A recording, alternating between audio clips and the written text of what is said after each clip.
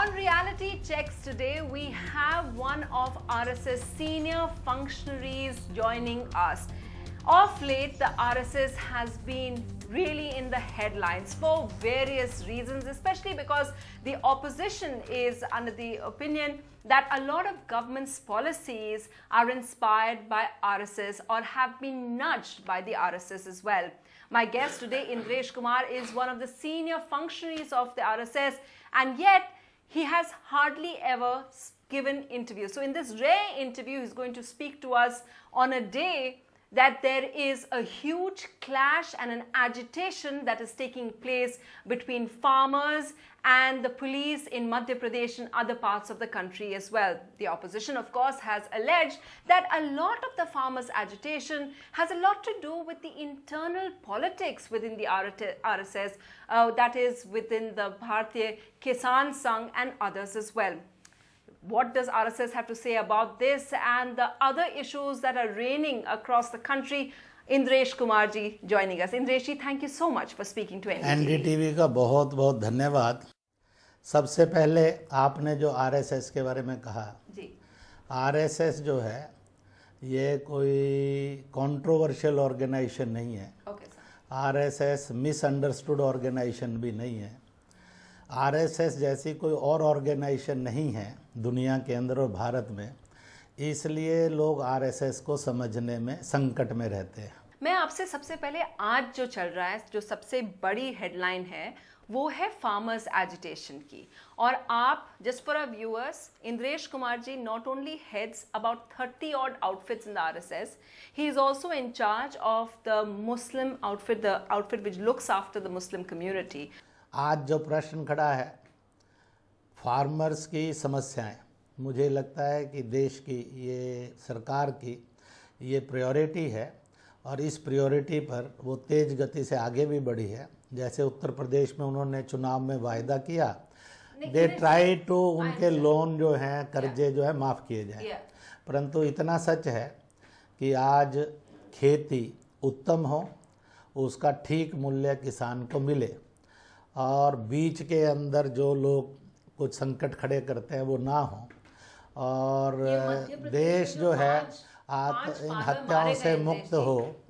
और इसलिए चाहे मध्य प्रदेश हो, चाहे बिहार हो, चाहे उत्तर प्रदेश हो, और चाहे केरल हो, चाहे बंगाल हो, मेरा ये कहना है कि प्रशासन, पुलिस ने भी इस बात की सावधानी रखनी चाहिए कि वह मानव को मानव के रूप में डील करे। तो आप कहेंगे कि गलती है क्या? मैं ये समझूं कि आप कह रहे हैं कि गलती हुई है सरकार की? ये कह रहा हूँ कि सरकार की कोई गलती नहीं है। वहाँ प्रशासन में किसी एक दो अफसर ने अगर उसके लिए की होगी जी, तो सरकार ने उसके लिए कॉन्स्टिट्यूट कर दी है बॉडी को। इसलिए जिससे ये गलती हुई होगी किसी भी अफसर से। दिग्विजय सिंह का आज बयान देना कि ये संघ की इनर कॉन्फ्लिक्ट है, मजदूर संघ और किसान संघ की, इस पर आप क्या कहेंगे? ऐसा है कि दिग्विजय को इस देश की राजनीति में कोई भी सेंसिबल लीडर नहीं मानता है। कांग्रेस उसके बारे में अब तक 20 बार ये कह चुकी है उसके बयान के बारे में कि ये बयान पार्टी का नहीं है। तो जिसका बयान बार बार कांग्रेस रिजेक्ट करती रहती हो, स्वयं ही कहती हो, तो मुझे लगता है कि आज देश के अंदर दिग्विजय का बयान एक नॉन सीरियस बयान माना जाता है आमतौर से। और इतना ही नहीं है, इसमें से एक बात और भी समझिए, उसने तो ये भी भरपूर कोशिश की थी कि इंद्रेश जी जैसे इंसान को और भगवा हिंदू आतंकवाद के नाम पर जेल भेज दे। वो कैसे नॉन सीरियस है? वो भगवा को और हिंदू को आतंकवाद कहता है। भगवा सूर्य से और संतों से है, और इसलिए not Digvijay is not a serious man taken as a serious man in the Indian politics. What Indresh ji is referring to is, of course, in the 2010 period when he was accused, he was named in the Ajmer blast. He's now been, NIA has now given him a clean chit in that, and he was also. And I am also saying for that. Yes. I was not accused. It was a conspiracy. If you will say accused, how you can say me accused? They had इसलिए who declared? Right. They have not declared me accused. They created a conspiracy. Okay. If conspiracy is called an accused, those who will call me accused, they are all conspirators or they are not men of the standards. Okay, so sir, let's get back to today's story. You said that Digvijay Singh is his credibility is low, but Rahul Gandhi, interestingly, he has got arrested today in the farmer agitation. Do you think because the farmer issue, you also said, sir, there is a little bit of a, there is government is trying, but the farmers are facing a bit of a problem. Do you think that the opposition by raising the issue of farmer suicide will benefit like that? ऐसा है कि मेरा प्रश्न देश के सब राजनीतिक दलों से है, वो ये है कि क्या जब कांग्रेस का राज था किसान सुसाइड नहीं कर रहे थे? उसकी रिस्पॉन्सिबिलिटी क्या कांग्रेस लेगी कि उनका राज बड़ा गंदा राज था और इसलिए इतने फार्मर्स की हत्या की दोषी कांग्रेस सरकार है? अगर कांग्रेस इसको एक्सेप्ट करती है तब आगे की बात की जा सकती है। उसने 10 साल रूल किया, सैकड़ों ने हजारों किसानों ने हत्याएं की, उनकी आत्महत्याएं की हैं, उसके लिए कौन दोषी है? अगर आज वो ये कहती है इसके लिए बीजेपी एनडीए सरकार दोषी है, तो उन सब के लिए कांग्रेस भी पूरी तरह से दोषी है। Rahul Gandhi recently made a statement, उन्होंने कहा कि मैं आरएसएस का कन्फ्रंटेशन करने के लिए, आरएसएस से लड़ने के लिए मैं गीता और उपनिषद पढ़ रहा हूँ। आप इस पे कोई अपनी? ऐसा है कि मुझे ये लगता है कि अगर राहुल भारत को जान ले और भारत की आत्मा को जान ले तो शायद उसकी ज़िंदगी में कुछ अच्छे राजनीति करने के गुण आ सकते हैं, क्योंकि गीता को पढ़कर आरएसएस से लड़ना नहीं आएगा, आरएसएस से मित्रता करनी आएगी।